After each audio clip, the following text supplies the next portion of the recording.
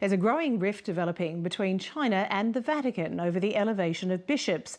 Beijing has ordained a number of bishops in recent months without papal approval. China sees that as foreign interference and is now considering another 7 candidates for ordination. China correspondent Stephen McDonnell reports.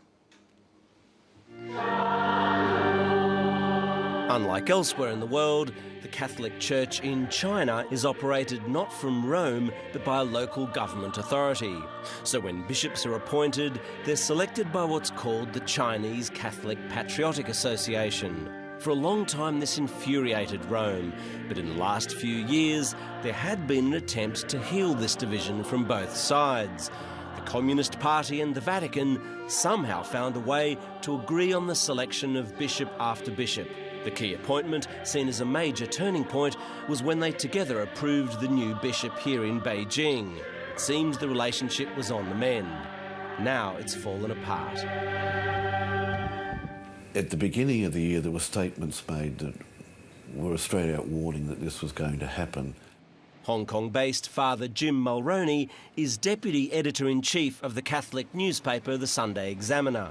He thinks the church is possibly being caught up in a more general crackdown in China, including the arrest of human rights lawyers, artists and activists. He says he could see that Beijing wanted to pick a fight when in recent weeks it chose 2 new bishops, knowing they would be totally unacceptable to Rome. Then religious affairs officials started forcing other bishops to attend these government-sponsored ordinations. One bishop said, "I live in terror that the phone will ring and I'll be ordered to go to one of these ordinations," because they really pressure them. They take their phones off them, they take them away somewhere, they arrive under police escort. The bishops say later that the security even comes to the toilet with them. They sit in their bedroom at night and they can literally do nothing. And one bishop... force them to be part of the ceremony. Force them to be part of it. The sudden appointment of a series of bishops without papal blessing has led the Vatican to take off the gloves too. Pope Benedict has called the appointments illegitimate and said that those who willingly participated in recent ordinations, including the new bishops, will be excommunicated. He's also called on Catholics to ignore the authority of those bishops it sees as illegitimate. The Vatican has reacted in a way it's never reacted before. It's never really talked about excommunication before. But this time they said, well, these 2 bishops, they understood their situation very well. They understood what the consequences were, and by their action they've fallen into a state of being excommunicated. Yet many of China's roughly 10 million Catholics still hold out hope that this brewing conflict is only temporary. All we can do is pray, and pray hard, for God to let China and the Vatican establish diplomatic ties as soon as possible. Father Jen Shui-bin can remember when things were much worse, especially during the Cultural Revolution. As a believer who was born in the 1970s, before the 1980s I didn't even step into a church. I secretly learned the Bible. All of this was an underground activity. But millions of China's Catholics, like other Christian denominations, remain underground. These are also called house churches because they gather in informal locations.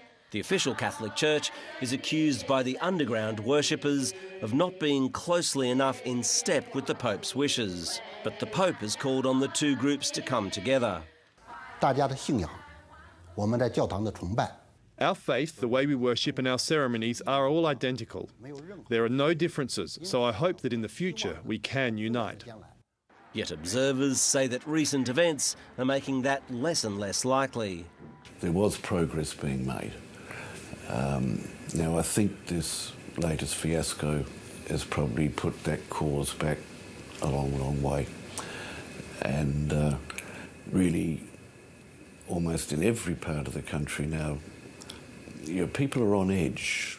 In the early 17th century, the Jesuits reintroduced Catholicism to China after a long absence. They used their scientific knowledge to gain acceptance from the emperor. For example, they helped build the old tower behind me, which was used to observe the stars and the planets. But the church knows it can be tough going here in China, and hundreds of years after building that tower, it's still struggling in its dealings with Beijing. It's unclear why the Vatican is so forcefully opposed to these recent appointments, whether it's a problem of process or people. But there are more bishops due to be ordained in China in the coming weeks, meaning that unless there's a change of heart, this fight looks like it's going to get worse before it gets better. Stephen McDonnell, Lateline.